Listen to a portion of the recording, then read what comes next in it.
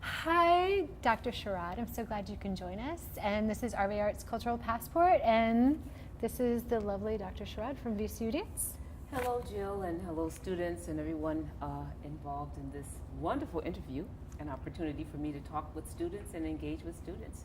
Thank you for having me. Absolutely. So we're just going to kind of go through some things. I pulled some things from a bunch of different sources. And first off, like the very first thing, before we even go back into history, is for me to have a fangirl moment about urban bush women. Like just fangirl moment. I love urban bush women. Love them. Oh, you love urban bush women? Yes. Yeah. And I know you worked with them. I danced with the company. Yes, I did. And Philadelphia as well. And I love Philadelphia, and that's another one of my family companies. Yeah. That's amazing. And so I also performed with the company this summer.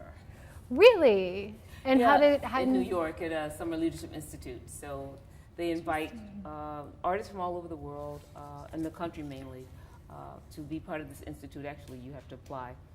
And it was about 100 of us. And it's about 10 days. And at the end, it's about activism and organizational leadership as artists. And at the end of each one of the Summer Leadership Institutes, we have a culminating experience, which is a performance, but it's not just dancing, it's spoken word and singing and visual arts. It's whatever the group brings to the table. And so a lot of us older urban bush women, we get out there and we try to do our thing with the existing company members who are half our age or younger. But it's all fun, it's all wonderful, and it's exhausting too. It's work. I forgot how much work that was. Right? And there's VCU Dance alumni, Samantha Spees is still in the company. And Courtney. And Courtney Cook. Courtney Cook. Beautiful we have dancer VCU too. alums with urban bush women. So, as you know, the Urban Bush Women is a pretty quintessential company for dancers, and I will make sure to throw some links up for you so you can see what that is. Okay. And Urban Bush Women has a man now. I saw that in the picture. picture. It was a company that was started in 1984 by women. My understanding from the founders that she started with women because every time she started to pull together her choreographic projects, when she was working, they were all working artists in New York, the men would start off, but then they'd always have other options. So by the time they got to halfway through the rehearsal process or anywhere near the performance, the men were gone. So they had to reorganize, reshape, recalibrate the whole work without men. So finally she just said, enough of that. It's just gonna be Urban Bush Women. And so it was, the company got formed like in that way. Over the years, even through my tenure, which was in the 90s, we had men come in and out doing projects with us. As we always had, as musicians, some men were performers as well. But then about 3 years ago, she actually invited a man to be a part of the company, and he is with the company. It's about 7 women, it's about 6 women and 1 man. It's always a small company. Yeah. Super in love with that company. Okay, and then so you did both of your master's and your doctoral degree from Temple. Both of my graduate degrees are from Temple University. That's true. Because I think mainly because I was already a resident of Pennsylvania, having danced with Philadelphia. That's another company, a pretty large, well-known regional company that has a lot of larger reach internationally. Of the Philadelphia Dance Company. And I'd already been there for like 12 years. And I was already looking for that transition, which a lot of times dancers take a long time to get to that point. Because as dancers, we can't always stay on the stage and be at the peak of our performance like many other artists can.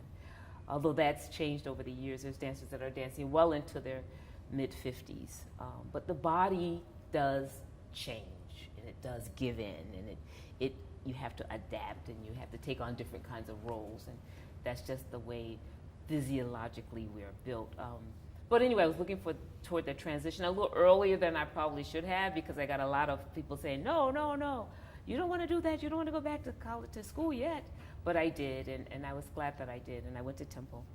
and for my master's and my doctorate. And then I got back, and then I got into Urban Bush Women. So it was really interesting how that happened. Did Temple have anything to do with any kind of networking situation that you met the women of Urban Bush Women? No, it was just an opportunity that came about. I heard about it by way of some friends of mine in New York and Philadelphia, the director of Philadelphia, Gotcha. who felt that I should still be dancing. And so that's how that happened. And she made some connections and some calls. And at first I was like, I don't think I can do all of this. But at the time I was just finishing, or just starting my doctoral process. And I had very supportive faculty who said, please, go, do it. I was still doing my work while we were on the road. And a lot of the work that we did on the road at that time and the company's process is research-based. So all the countries we traveled to, I did a lot of research about the indigenous dance forms, which is what I was writing about. So it all worked out really well. Yeah. And then I also read that you're a Fulbright Hayes Scholar and visited Brazil. In Brazil, yes. Yeah, a Fulbright Scholar, yes. So a lot of my research is African-derived dance forms or indigenous dance forms. And so I was looking at not only dance forms that were in the Americas, in America, US of A, of course, created by people of African ancestry.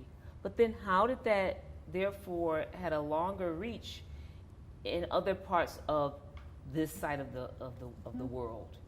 So the African diaspora, the African folk or African peoples in the Americas. So of course I was looking at dances in Jamaica, Cuba, Haiti, and of course I wanted to go to South America, Brazil, of course. And many of at least 5 of my colleagues that came from Brazil to study at Temple went back home, and they were like, come anytime you want to come.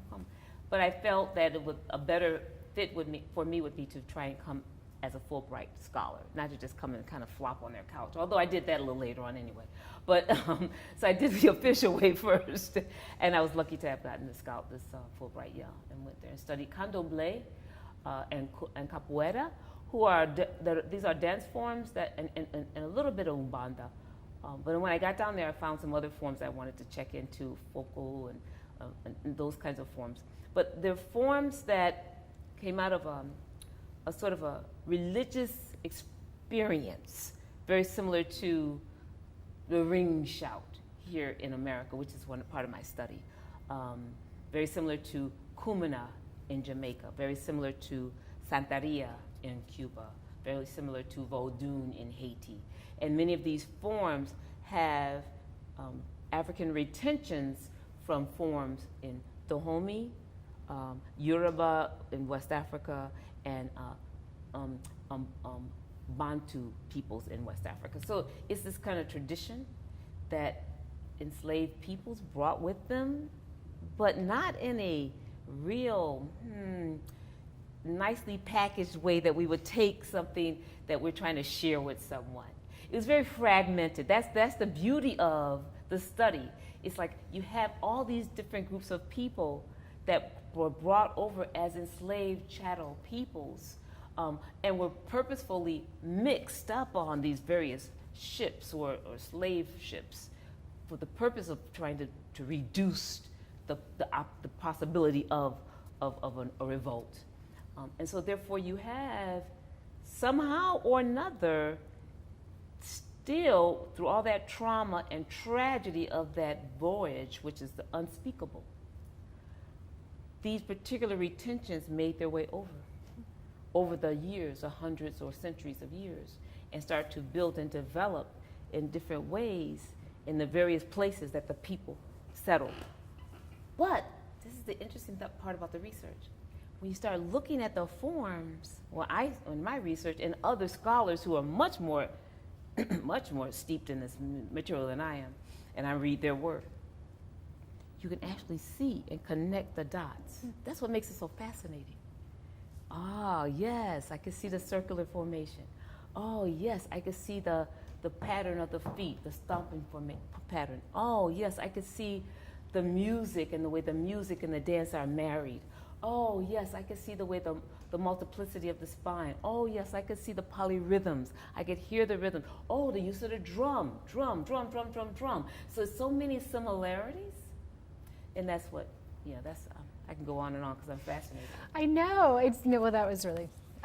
But one of the things that I wanted for these students in particular, because they are steeped in processes as well, and at the beginning of their journeys, I was really interested when I watched the TED RVArts about the guiding principles. You had the guiding principles. So I have them, and I read them off to me. Okay, so can we go through them? Let's go through them. Okay, because I feel like there are direct parallels to what you guys are doing in your own work. Anyway, so guiding principles for dance from Dr. Sherrod would be dance like everyone is watching and participating. So not like no one is watching, dance like everyone is watching and participating. Yeah, I want to explain that, and I'm glad I have a dancer here now. I hope you don't mind he joined us. His name is Marcel. Okay. When you dance, as a dancer, you dance for yourself. And I'm speaking for myself as a dancer. I would dance for myself. But then when I knew someone was watching, particularly when I was training or rehearsing, and I also noticed it when I watch and step into the classrooms of the students, you dance differently. Can I get an amen? Okay, good. Amen. You dance because someone is watching. You have an audience. And as artists, we're trying to connect to someone. So to have you watching and engage, and I can try and feel if I can get that connection, that kinesthetic connection, if I can get that language over to you, that story to you. But also, if I can get you to come into my world just a little bit, and then there's a little also part of the ego. I'm showing off a little bit too. So it's a lot of things involved there. So it is about dance as if someone's watching for. And so I say that as a sort of an analysis about your work. Do your work, whatever your work is, as if someone is watching, as if you are showing off, as if you are showing your best, as if you are putting your best foot forward.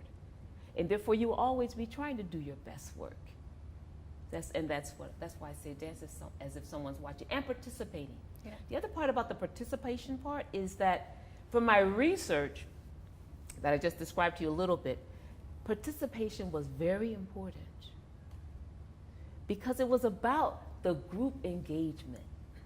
It was about how do I pull you in? Even if you're just sitting there and I'm dancing for you or dancing in front of you and you're engaged in some way, you might have a lean in, you might clap, you might say, yeah, you might give me that little mm-hmm.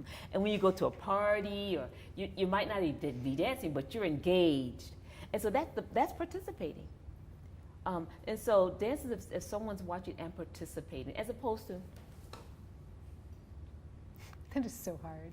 That's a very hard energy to. That's a non-participatory kind of engagement.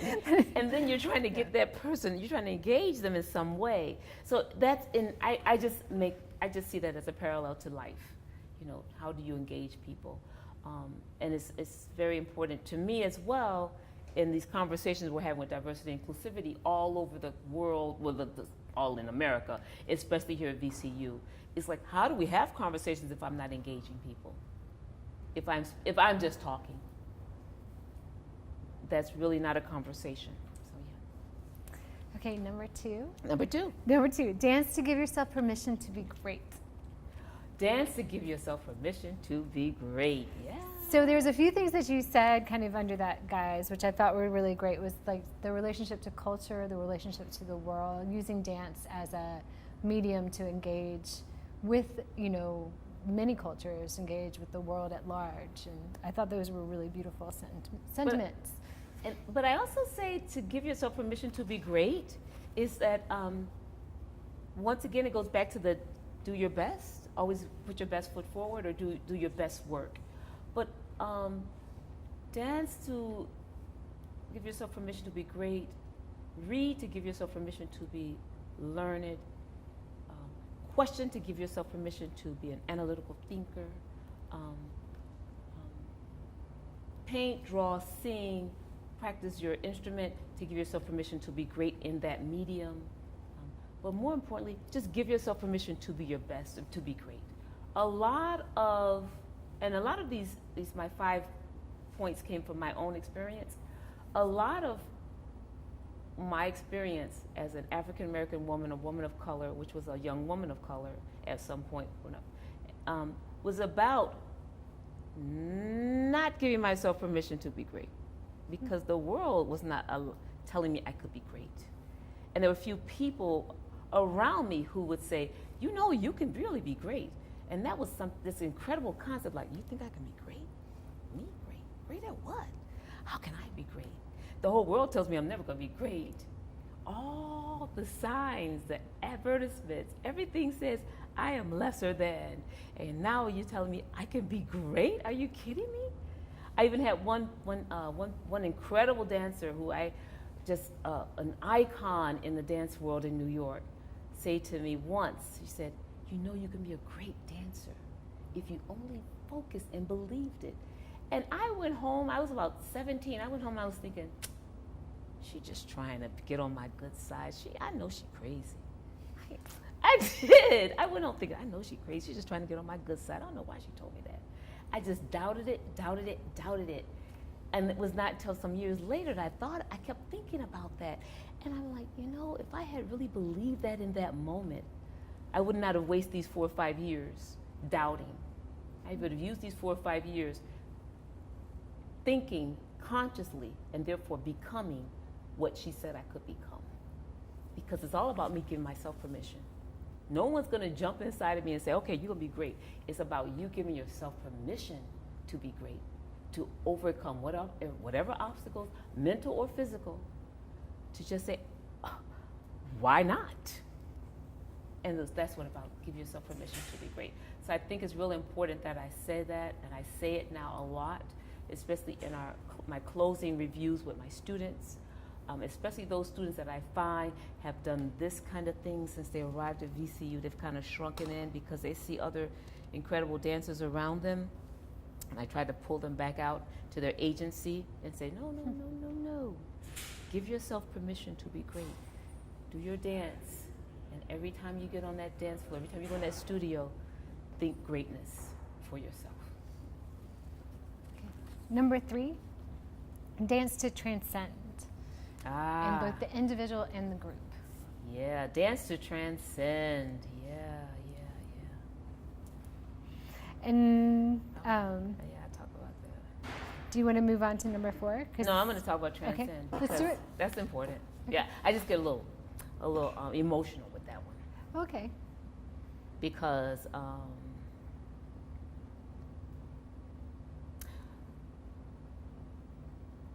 in my research, there's a phenomenon that happened for years, hundreds of years, during the transatlantic slave trade, whereas the enslaved people were brought upstairs and they were made, forced, lashed at the ankles to dance around the ship, to appear healthy, to get some kind of exercise, even though many were probably starving, diseased, half dead, pregnant, whatever. You know, you're cramped like this for months and months and months and months with, person to person, like sardines, packed in these ships, in the bowels of these ships. And the reason why we know what happened is because there were doctors on the ships who took notes, copious notes about what was going on, because they were there to help make sure that this chattel, this product survived, so that it could be, there could be, make money. It could be on the other end. But here's the thing that happened.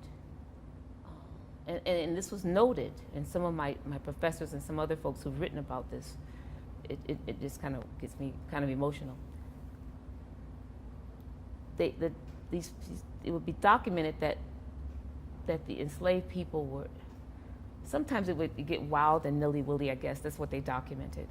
But then they said things like, well, there seemed to be some kind of singing or some sounds that come out. There seems to be some kind of a movement. There's an animalistic something going on that we don't understand. And what was actually happening was the enslaved peoples were singing or making communication with the deities that they knew. And once they got, and so of course shackled, they were still going in this circular pattern. But circular patterns were the ways the dances were created anyway.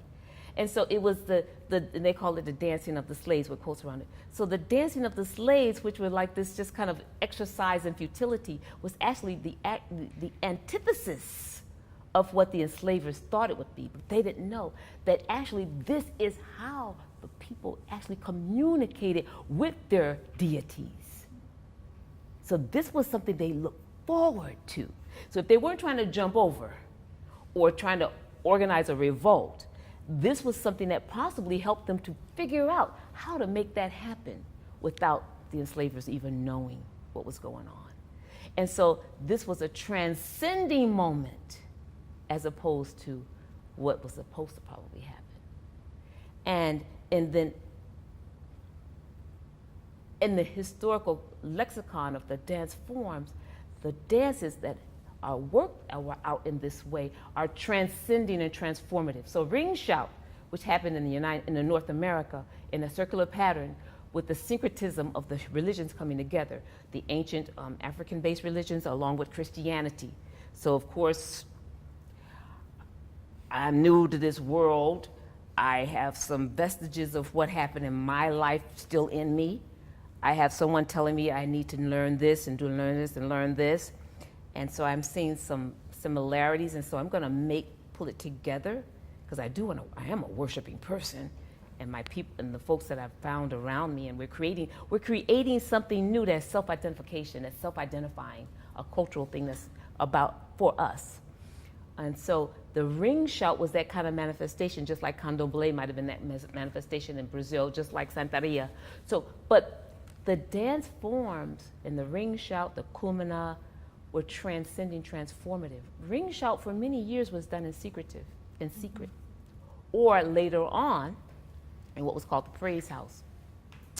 And so, and even today, there's people that still do ring shout, or they call it shouting, because it takes you to another place once you start to transcend and transform with the music, the shouting, the action of the body. You go into this kind of other place that helps you to get stuff out, to transcend from your conditions, to come back to the stuff that you're trying to get away from, but you come back in a different place. It's like, in some therapy they say, go scream, go hit the wall with some balls, that kind of. So it's the same kind of way of a physical transformative action.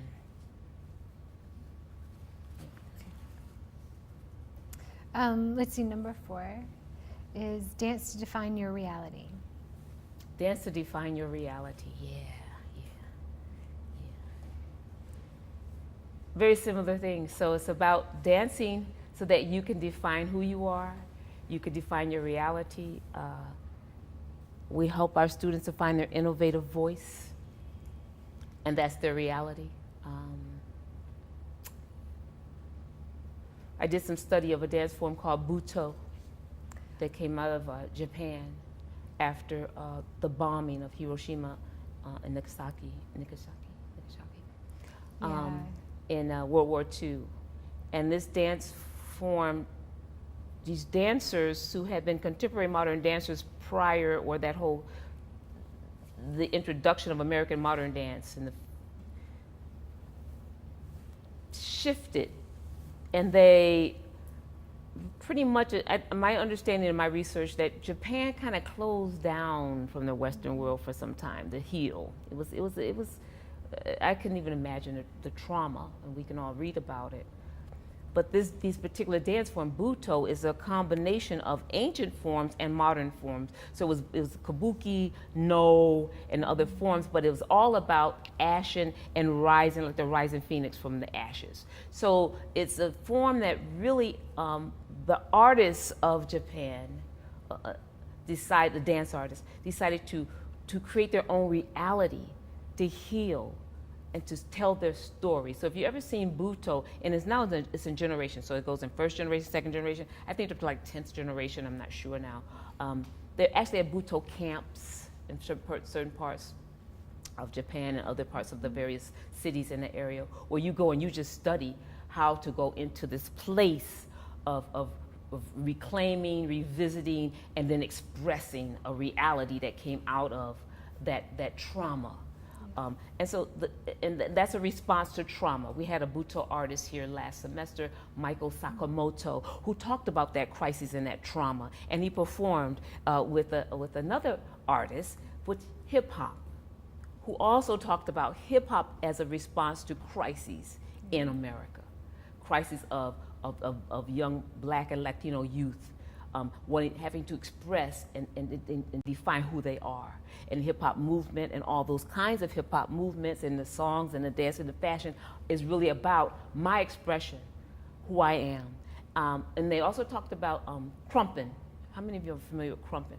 Crumping, which is another way of expressing through the body in crises. But those are more contemporary manifestations. But if you look at dance from the 30s, or even Martha Graham, or Catherine Dunham, or even Isadora Duncan, they're defining who they are. So Martha Graham was defining the modern woman. Catherine Dunham was defining the African American person, people in 1930s, 1940s, and saying, we're not just vaudeville and minstrelsy. No, our dance has a lot more validity, value, and thought behind it. And she put a lot of dance out on the stage that was incredibly performed and presented with such grace and elegance. And define who you are, define your reality through your dance. And I can go on and talk about many others, and it's very similar to the way ballet and other dance forms define who they are, or what that particular culture is trying to say or speaking about. Today we have contemporary ballet in America that's very contemporary. It's fusing many other things within the ballet pedagogy, the ballet conversation. That many dancers in traditional ballet in Europe would like say, I don't know what they're doing. It looked nice though. and the ballet dancers here are saying, we're doing ballet. We're defining our ballet.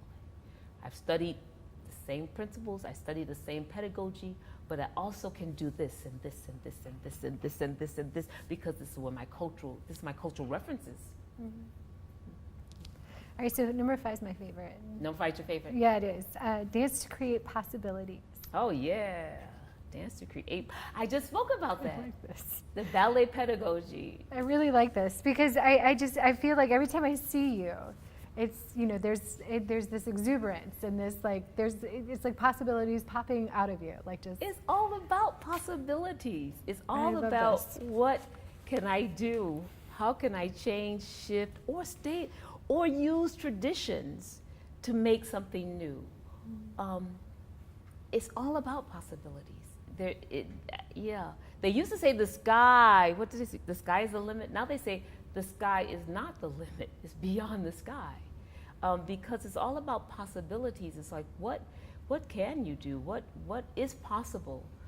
We figure as dancers, and maybe I can only speak for dance, but there's other art mediums that have a lot more probably buoyancy and flexibility in the ways that they can stretch and reach beyond the universal sphere. But as dancers, we have a body which is pretty, kind of limited in some of the things we can do. We would love to stand on our tongue, but we probably haven't figured how to stand on our tongue yet. But so we're really we have some things that we can only do. He's thinking about that stand on the tongue part. But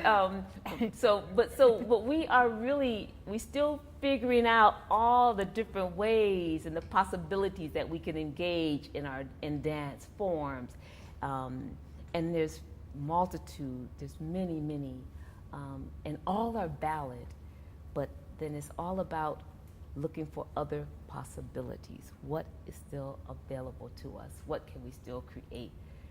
What boundaries can we still push? So, and that would be for anything in life, you know. And I think this is a possibility space, right? Isn't the depot the possibility space? Imaginative possibility space. Yes. It's like it is anything was possible. Sky's the limit. No, beyond the sky. Beyond the sky is the limit. Beyond the sky. Beyond the sky light, for sure, yes. And just to think about the possibilities, because at one point, and I don't want to get too philosophical, but I'm going to zoom out a little bit, then zoom back in. At one point, this was a segregated space. Oh, yes. So therefore, it was a space, it was a trail, or some kind of railway trail. Here's a trolley that came out, but the two classrooms, those were the segregated waiting areas. I don't know which was which. Well, the stairwell over here was a segregated stairwell. Segregated stairwell, and I do know colored only. That the signs, the one with the glass thing across it. Mm-hmm. The signs, right? The signs are at the Valentine. Were donated to the Valentine Museum, so I know that they exist. They were in the space when they moved into the space. They were. Because the building was just for glass storage, and they didn't change anything. Nope. So when people walked into this space, the signs were still there. Years later, all those signs were still up. I mean, and right here on Broad, like, it's just amazing to me. So look at the possibility. Look at now. Here we are in the same space, and it's a art space with people from all reaches and all aspects of the world, imagining art and talking about culture. And so I can only imagine that when this space opened up in such a whatever year, 1920, whatever, some very tired Black woman who had been working in somebody's kitchen all day was creeping up those stairs trying to catch this trolley and could not even believe or imagine what this space might have been 100 years later. Yeah. Possibilities. Amazing. Okay, so I did want to talk to you a little bit about your own personal choreographic process. Okay. Because I know that a lot of you guys are grappling with those ideas. And so you mentioned a work called Twine. And I liked what you were saying about sort of the strengthening of the community is what makes it strong, as opposed to the fragility of each single, aspect. So I wanted to talk to you about your choreographic process, but also how it may have changed from when you were in your younger days till now that you're 29. That from your older years at 29 and a half. She's so kind. How? But how those processes have developed and what is always in one of your works? What do you always have the freedom to work within? Any of those kind of details? Okay, that's a lot of questions, but I think but no, it's all good. Okay. So what is my trajectory over many years of my creative process? Yeah. Okay. I've always been that kind of thinker that wanted to tell some kind of narrative, but in a story that had a social content, a social context, or shall I say. I've always been kind of a platform standard, but not that it's in your face, but social commentary. Even when I was much younger, so I would choose music. Before I would choose music to help me tell the story. Okay. Motherless child, things like that, and I could name some other songs that would come to mind. So I would use the music to help tell the story. But it was a social commentary because I was always feeling so much inside about life, and I think that's why I had to dance. I had to dance. I tried not to. My parents didn't want me to, I was supposed to go to medical school, all these other things, but I just felt I just had to dance because it was a way that I could tell a story, that I could get stuff out of me.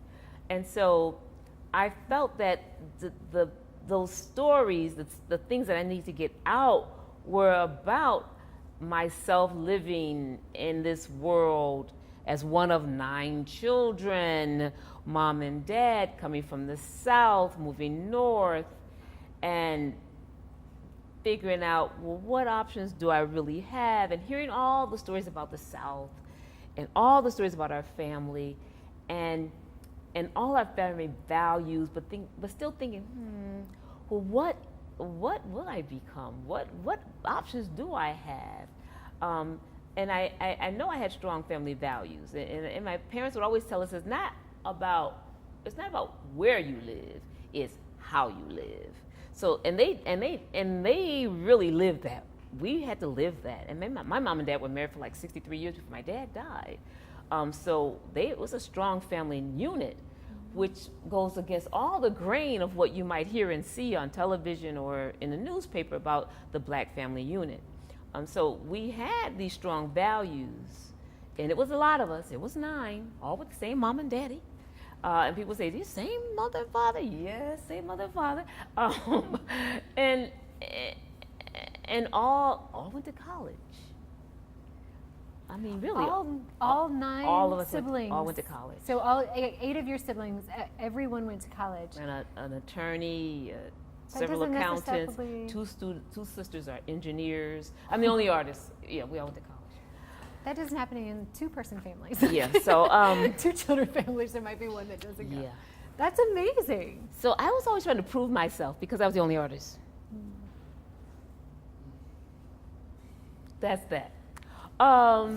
But I could hold my own. I took Latin and I took all the calculus, and I was on that track for that medical school. And then I just said, no, I can't do that. That's not who I am. I will not be successful in that. And I disappointed my mom and dad for a while. And eventually they got over it. They really got over it, especially when they saw my happiness. And my dad came to my first performance, and he was blown away. And so it was a journey for the whole family. But back to your question about the choreography, the choreographic process. I wasn't trying to choreograph at first. Yeah. I was just trying to dance. Just help me be the best dancer I could be. Mm-hmm. I'll be your muse. And then I started to try and do a little something here and there. A little something, this and that. And I started piecing together some movement and some ideas. And it always had some kind of, like I said, social commentary, and I would choose the music. But I started noticing that I would watch the process of the people that I was working with, and they were always digging and doing research. I'm like, this is about really digging and doing and understanding your craft, but also figuring out the whole storyline and the plot, and then giving us as the dancers cues and information so that I could become better at interpreting and telling a story, because I had to tell the story. And so then I started asking questions. What do you mean by this? And what would you like for this movement to evoke? And how should I get this into this movement? And what is this particular phrase about? And so when I started asking questions, then I started figuring out, this is kind of how I probably will have to start doing my own research to prepare for my own work. And then I started doing more and more of that, understanding and doing research and looking at the history behind the dance. I went to another company, Philadelphia, got into the company, and there was not a lot of dancers doing that. These were incredible dancers from all over the country, and they were flawless. But I wanted to know more about the dance, and the director recognized that, so she had me set up this whole dance film festival every once a month, and she started sending me articles, and she had me actually talk to some of the choreographers. So she was pulling me aside and starting to groom me, but with all these other incredible dancers, and I was like, okay. And she's like, Gaynell, come, I want you to talk to this so-and-so, and choreographers coming in from New York, and she would say, she's really interested in knowing about da-da-da in this one. And so she was really grooming me, that understanding in me. And she also encouraged me after a while to go back to school and get my master's and my doctorate. And that's what I did. And so it really started to take off when I went back to school. to understand how to do the research embedded part of your work. And then I started reading about people like Catherine Donovan, reading her books, and Pearl Primus, and some of the other legends or dance pioneers, black and white. And I started reading about Agnes DeMille, and I started reading books by Martha Graham and Alvin Ailey. And they did a lot of research. Even in the 30s and the 20s, they dug deep. Mary Wigman, like the mother of modern dance, expressionist dance from Germany, they really dug deep into their process. And lo and behold, during all of my research work, later on in years, I fell upon urban bush women. And that is nothing but process-oriented work right there. We do storyboards, we bring in artifacts, we take on characters. It went to a whole nother level. And it reads in the work, because we have to do text. In that company, we do text and we read, and we sing rather. So it's really like a dance theatrical experience. And I've really started digging more ever since. So I see that process as being very important for my work. And I think that's kind of how we guide the students. I know that's how we guide the students in the department about that process of that research process. It informs not only you, as myself, I'll do the I, as a choreographer, and it keeps me on track so I don't go too far off on a tangent. But sometimes going off on a tangent is good. But for me, more importantly, it helps me to inform the artist so that they can join me in this storytelling, because I won't be on the stage, they will. And once we finish that whole process, now it's their story to tell. And I'm hoping they'll tell it. I might have been one of the authors, but they're telling a story. So, yeah. I think in dance, that's and theater and music, when you have to give give it to other artists to carry the next leg. It's nothing quite like that. No, it isn't. It isn't. to allow that to go on in that feeling. Yeah. It's awesome, but it can be kind of terrifying too. It can be. It's also, you're right. It's got both sides to it. You could be like in the wings, like, oh. Right. What have I done? Or you can be in the wings saying, wow. Yeah. Yes, I would never have gone there with that one. Yeah. Yes. So you have all these emotions up on the sideline with you just watching your story being told. Yeah. I'm just thinking about some of the work. Yeah. It's very satisfying. Very satisfying. Do any of you guys have questions for Gaynell? Anything about process or research or scholarship? Many things that you yourselves You can ask personal questions. You can share your stories. Which grocery store she prefers. I see people writing, so I know they have some questions. Yeah, things are going on. Well, I left the 5, what were those 5? Guiding principles, I have them. The 5 guiding Yeah. principles. I'm actually having my debut performance in October. I danced until I was 10, and then my dance studio closed down, and I haven't had formal dance lessons since, but I've always loved movement, and so I'm just like taking all of this in. I really like improv dance. So what can you say about improv opposed to choreography? Improv is choreography. As a matter of fact, I teach improv right this semester. So that's the impulse. That's the innovative voice coming through as one of its purest, most authentic places. So we're really trying to capture that, or to really use that as a catalyst to grow the possibilities. So I think that's the seed of it right there. And if that's what you love, then I think hold on to that, because I'll tell you this. I shared this with my class a couple of weeks ago. I used to improv when I was young. I mean, I danced at 3. Turn the music on, I'm gonna dance. That's improv.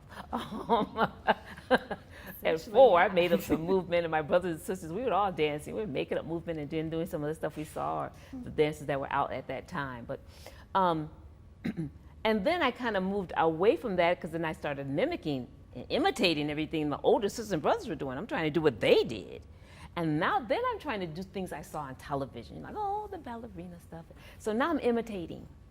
And imitation got really good for me. And then when I finally got into dance class, oh my gosh, I'm gonna imitate the best and the teacher, and I'm gonna do it to the 10th degree. And so that drove my dance career for many years. Yeah. But I would find myself at clubs, on the weekends or whatever, or just hanging, just doing things warming up in the studio before classes started, improving, and finding the most freedom that I could, just getting myself warmed up and loose and just feeling real free. And it wasn't until I joined Urban Bush Women, part of my audition. By the way, that audition was a week. I had to go to New York for a whole week. It lasted a whole week. Part of my audition was to improv. And I was terrified because I had trained all the improvisational impulses out of myself to be in this incredible other company. My body was like, no, tell me what to do. I'll do it. I'll do 3 turns. I'll do a leg kick. I'll do a split. I'll do it perfectly. No. And it was like, no, this is process oriented. No, we need you to improv. And so I stood there frozen for a while, and I came up with something that must have been very, very impressive, because I got the job. It took me about a good 6 to 8 months to get into the flow of improvising, especially with some of the company members that had already been in that company for a while. But my paycheck depended upon it, so I had to figure it out. This was a job.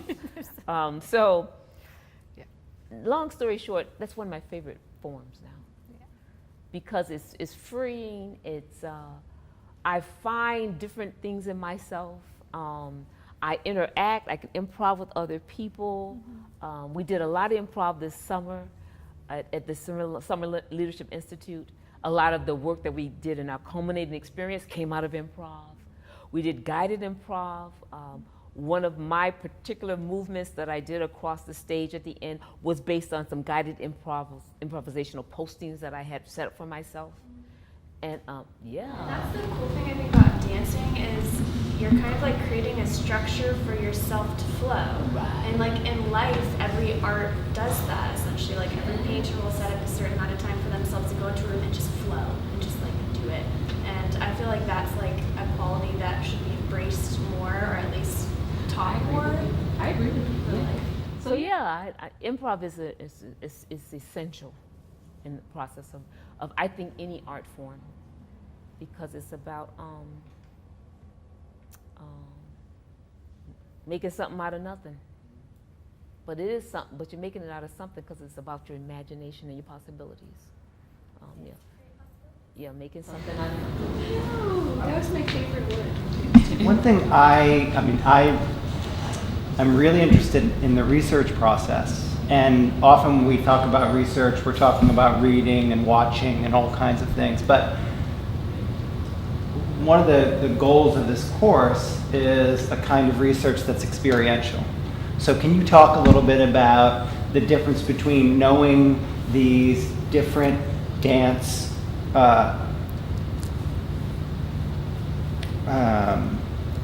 structures around the world, and then going to Brazil and going around the world and seeing and experiencing them, and the differences between that, and how the experience provides that the experience is itself research. Oh yes, indeed. Right. So I mean, when we go to things, we are experiencing them, but that experience itself is research. Yeah. So can you talk a little bit about the experience as research? Oh yes, the experiential. The experiential is key for me, and that's one of the reasons why I had to go to Brazil, and that's one of the reasons why I went to South Africa, and I'm going to go, and I have other places that I need to get to, Kenya as well. I went to Kenya to do some study as well. It's So when I was in Brazil and I was studying the candomblé, I had already studied candomblé to some degree, to a large degree in New York, with some of my teachers, some master capoeiristas. But to go to Brazil and have set up with some of the master capoeiristas and some of the master schools was a whole different experience. Not only was I welcomed or they were expecting me, but also when I was trying to get to certain places with certain people who were guiding me or my escorts, they would say, oh, there's a hoda right here. And so I said, oh, we're going, no, go. So I would find myself right in the middle of a hoda, and then they would just pull me right in. So I had to play yoga. I had to actually play. They didn't ask questions. They said in Portuguese that I was a player. I was a capoeirista from the United States, and I just started playing, and I got my butt kicked quite a bit. I found myself finding myself because it was in the moment, improvisation, and using whatever I could, and then finding and looking at what they were doing in the different plays and the different moves that I had not familiar or saw were familiar, but they were different because things had changed in the United States from Brazil. So it was a learning experience in the moment, as well as those that were planned. Same thing in South Africa when I was doing a study on Toi Toi. Toi Toi is a South African dance of liberation. And you might have seen it. It's got a running kind of motion to it, and you might have seen it, or especially when there's any kind of protest in South Africa, but the most iconic picture that I remember is when Nelson Mandela was freed, and thousands of people ran through the streets during the Toi Toi. And when I was in South Africa, I was working with some friends of mine, and I was interviewing some of the family members about Toi Toi. And I learned so much that's not written. I also stood up and showed them my interpretation of President Mandela doing Toi Toi, which they love to see me do that, and I won't do it anymore. But then one of the women that I was interviewing, she said she's a doctor, right? Yeah, she's a doctor, and she said, I have a long day. I have this on tape too. She says, I have a long day at work, and when I come home and I expect the house to be clean, and I expect and if it's not done, I go into a Toi Toi, and I Toi Toi, and I say, you get this house clean. And so she says, I use Toi Toi in my own home when I need to express myself and make sure that people are listening to me. So Toi Toi is used I had not known that. I had all I read about was it being used for protest, for used in the various liberationist groups. No one had written that, oh, I use it when I need to use it in my own home. I would not have known that had I not been there interviewing her. And so it's those small moments that are really, these are jewels that are really important when you are really experiencing it. And then to experience learning Toi Toi with other people in South Africa who do it all the time. I was in the airport in Johannesburg, and I have that on tape too, buying CDs for friends and music. And I asked them to play the CD so I could make sure it had some of the songs on it that I know I wanted to have on this. And the two women were playing the CD, and as they're playing the CD, they go into Toi Toi. And they're putting my stuff in a bag, and they're singing the song, and they start whistling, and they just got all about the whole interaction, and they just start dancing. And they're singing and dancing the Toi Toi, and I'm filming it. And then they start laughing, and they say, oh, we got to finish your transaction. So they finish my transaction. It's that kind of experience that makes it even more luscious and more real, that you get to see how dance forms and how whatever you're studying is used on a day-to-day basis. Yeah. That was good. Thank you for that question. Yeah. Any other questions? Oh, come on. Any other questions? Photo and film movement. Is it easy for you to collaborate with different forms of art to get something done, like writers or actors? For me, it is. That's exactly what we do in the Summer Leadership Institute. But that's what I do on a daily basis, because I do write as well. And so it also, a lot of times it helps to inform what I'm doing, and hopefully what I do helps to inform the other artists. So as we speak, before I ran over here, I was responding to students who are in painting and printmaking, who's doing who's trying to do a student research grant. Do you all know about that? Student research, undergraduate student research grants from the School of the Arts. And so he's doing one with 2 dancers and someone from theater. And so I'm helping them to pull that together. Also, I like working with musicians. We work with musicians all the time. And that's a kind of an easier fit. But I like working with theater people too, because the dramaturge, they help us to get out our emotions and help us to really use our movement as messaging. I work with theater all the time, often. And writers, visual artists, a lot of times I work with visual artists to help with backdrops and help understand what scenery or props I might want to use or not use, and lighting. Visual artists will help with lighting quite a bit, more so than most dancers realize that, because they understand about color and how light hits color. And we need that for our lighting, especially myself as a dark brown person, a darker hue. I can't wear any kind of costume color. All types of lighting don't hit my skin properly. Certain lights will really hit my skin really nice and allow the musculature and the whole definition of my body to really become more defined. So I like working with all kinds of artists because they help make my art better. Right, and people can engage more in the performance. Exactly, yeah. The mood is captured. Exactly, yeah. Thank you. That was a great question. Any other questions? No, you guys. I'll ask you all a question. Yeah, do it. Okay, so I'll ask you a question. Okay. Get after So, him, Gaynell. yeah. So why are you in this course? To attend more events, be more knowledgeable about like what goes on at Richmond. What events have you liked the best? The event that I like the best that I've been to, but it was over the summer, was the 48-hour film festival. And just because I'm a film major and I was a part of it, so it was really cool. What kind of films do you like? I can ask questions. Kind of like all films. I don't know. I like short films, making short films the most. Things that are like innovative, that are different and fresh. How would you film dance? We had our dance on camera last night. Did you come to it? Oh, how would you film dance? Believe me, I tried. I explained to them over and over last week. How would you film dance? How might you film dance? I saw this video recently actually that was like, it was done in slow-mo, where it was like people were jumping into like a green screen area and they would like do their like moves and whatnot, but then some of it would be slowed down and it was like really beautiful. So I'd be interested in doing like that. There's a film called Blood Wedding. Did you write that down? It's by this flamenco dance artist in Spain. Carlos, what's called? I can't think of his last name. I think it starts with an S. Blood Wedding.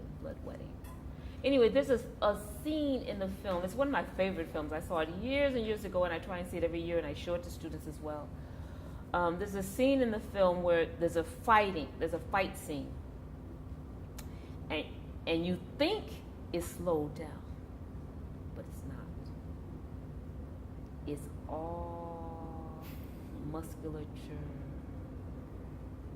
control.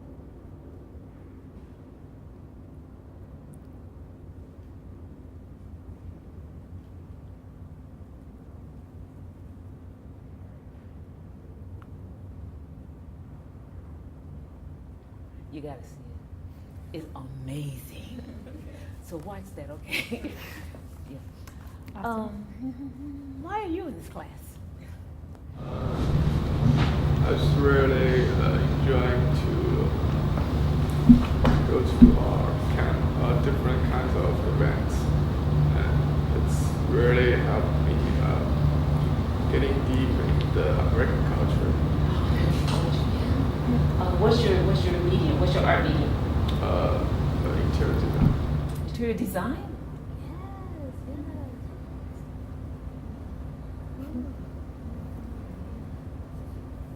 I'll come back to you in a minute. Why are you? Why are you in this class? Pretty much the same reason. I'm kind of like, if it's not school or a personal hobby, I'm like, I'm probably not going to do it. Like, I want to go to all these events, but then I'm like, oh, well, I have homework, so I just stay home and do homework.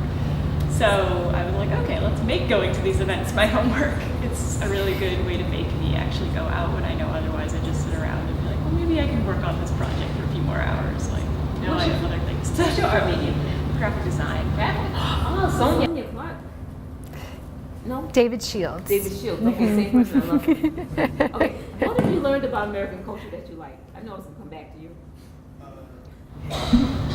Like this. Actually, last Sunday, I just went to a concert. It's about a mixture of the Western jazz music and the traditional Chinese instruments. It's really cool. Yes. Yeah, I've never been this kind of concert before. Where was it? I've never been that kind of I haven't concert. either. What was that? It's actually a Chinese professor, and the traditional instrument is called wuqing. It's kind of big and Oh yeah. yeah, and with a lot of guitar and drum. Did you post Yeah. about that? Huh? Did you post about that concert? No, I haven't. But you're going to. Oh, Please. good. Yeah, thank you. Right. You should have told us about that concert. Was it one of the ones that did you list it? So that, Yeah. so Yeah. it's listed. So it is And- listed. But it's happened. I know.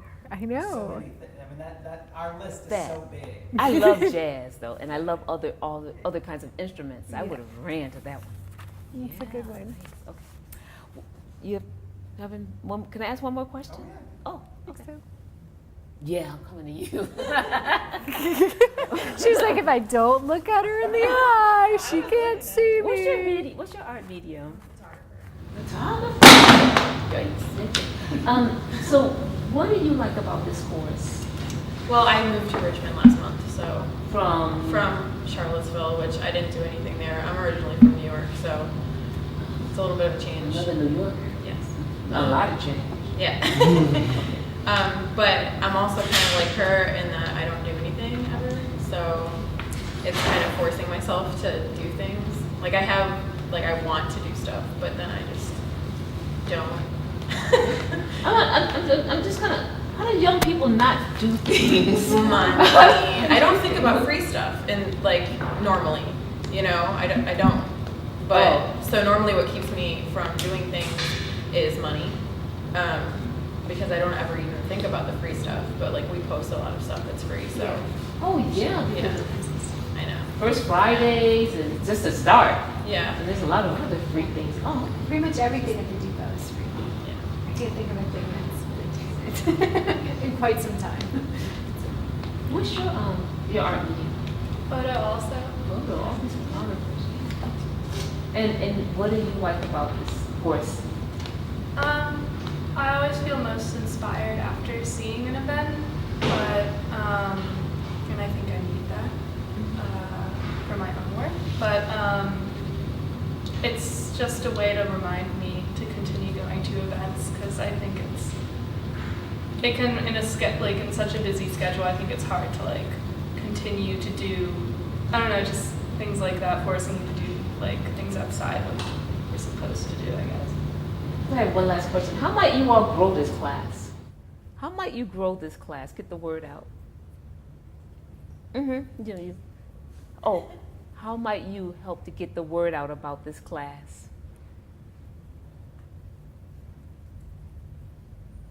No. How about anyone want to answer? Taking like friends to events too is always a good thing to do. Yeah, we're talking about like posting on our social media. How might you get the word out about this class? Because it sounds like a great class, and you all sound like you have great experiences, and it's feeding your work, your art. So how might you get the word out to other art students or other students across the campus? I guess posting to social media, and then letting your classes know about the events that you go to, what's going on. I'm asking you. I was okay. I'm asking you. I'm asking you. Yeah. I just want to generate some excitement about what we do and how you are engaged in this experience because, school has changed so much since I was in school that you all have so many more possibilities, so many more interesting courses that I would take advantage of in a heartbeat if I was back in school. It's just exciting. That's all. It's very exciting. Yeah. I think you have to make it work. If we're here and we're discussing these ideas and these concepts, and then after this we get inspired, I think the idea is to now let's go out and do the work. Let's use be the inspiration to make the work. To make the work, and then we showcase the work, and we and that way when people come up to us like, how did you how did you get inspired to do this? And you're like, well, this class motivated me, and then it's like, oh well, maybe if I go and take this class, I will obtain not the same inspiration, but my own inspiration, through these modems. Yeah, so I guess that was kind of another way you could do it. Also, you could start to make your own events that other people come to. That'd be cool if that was like a part of the curriculum. We have, if you would like to, we have 2 slots that we can fill. If there's somebody you want to see in conversation here.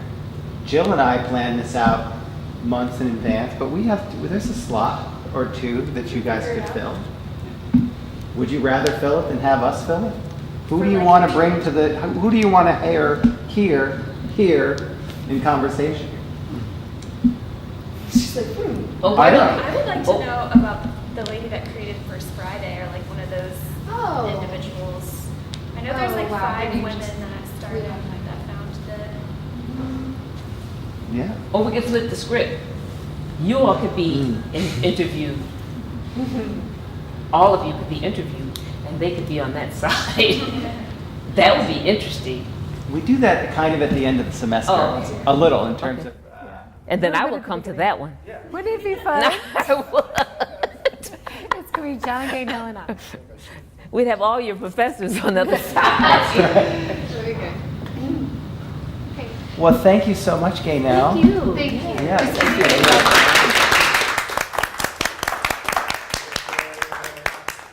Thank you all so much. Yeah.